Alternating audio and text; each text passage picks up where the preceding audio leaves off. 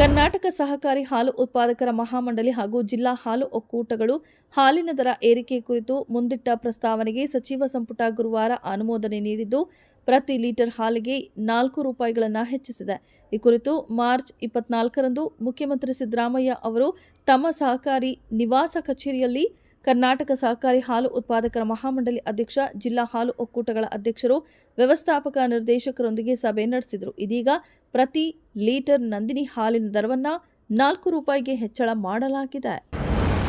ಸದಾ ಒಂದಲ್ಲೊಂದು ಮಾತನಾಡಿ ವಿವಾದ ಮೈಮೇಲೆ ಎಳೆದುಕೊಳ್ಳುವ ಮಾಜಿ ಬಿಗ್ ಬಾಸ್ ಸ್ಪರ್ಧಿ ನಟ ರಕ್ಷಕ್ ಬುಲೆಟ್ ಇದೀಗ ನಾಡದೇವಿ ಚಾಮುಂಡೇಶ್ವರಿ ತಾಯಿ ಭಕ್ತರ ಆಕ್ರೋಶಕ್ಕೆ ಗುರಿಯಾಗಿದ್ದಾರೆ.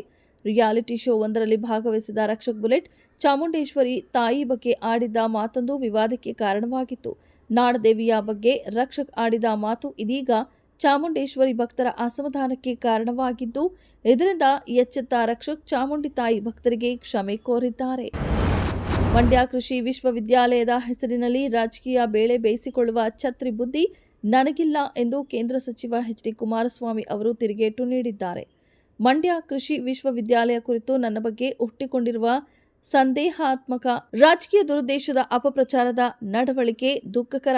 ಜಿಲ್ಲೆಯಲ್ಲಿ ಕೃಷಿ ವಿವಿ ಸ್ಥಾಪನೆ ಬಗ್ಗೆ ನನ್ನ ಹೃದಯಪೂರ್ವಕ ಸ್ವಾಗತವಿದೆ. ಅಭಿವೃದ್ಧಿ ವಿಷಯದಲ್ಲಿ ರಾಜಕೀಯ ನಾನೆಂದೂ ಬೆರೆಸಿಲ್ಲ. ಇದು ನನ್ನ ವ್ಯಕ್ತಿತ್ವಕ್ಕೆ ಸಲ್ಲದ ನಡವಳಿಕೆ. ವಿವಿ ಹೆಸರಿನಲ್ಲಿ ರಾಜಕೀಯ ಬೇಳೆ ಬೇಯಿಸಿಕೊಳ್ಳುವ ಛತ್ರಿ ಬುದ್ಧಿ ನನಗಿಲ್ಲ ಎಂದು ಟೀಕಾಕಾರರಿಗೆ ಟಾಂಗ್ ನೀಡಿದ್ದಾರೆ. ಹಿಂದೂಗಳ ಮೇಲಿನ ದಾಳಿಯ ಹಿನ್ನೆಲೆಯಲ್ಲಿ ನವದೆಹಲಿ ಮತ್ತು ಢಾಕಾ ನಡುವಿನ ರಾಜಕೀಯ ಸಂಬಂಧ ಹದಗೆಟ್ಟಿರುವ ನಡುವೆಯೂ ಪ್ರಧಾನಿ ನರೇಂದ್ರ ಮೋದಿ ಅವರು ಬಾಂಗ್ಲಾದೇಶ ಮಧ್ಯಂತರ ಸರ್ಕಾರದ ಮುಖ್ಯ ಸಲಹೆಗಾರ ಮೊಹಮ್ಮದ್ ಯೂನಸ್ ಅವರಿಗೆ ಪತ್ರ ಬರೆದಿದ್ದು, ದ್ವಿಪಕ್ಷೀಯ ಸಂಬಂಧವನ್ನು ಬಲಪಡಿಸುವ ಭಾರತದ ಬದ್ಧತೆಯನ್ನು ಪುನರುಚ್ಚರಿಸಿದ್ದಾರೆ ಮತ್ತು ಬಾಂಗ್ಲಾ ಸ್ವಾತಂತ್ರ್ಯ ದಿನದ ಶುಭಾಶಯ ಕೋರಿದ್ದಾರೆ.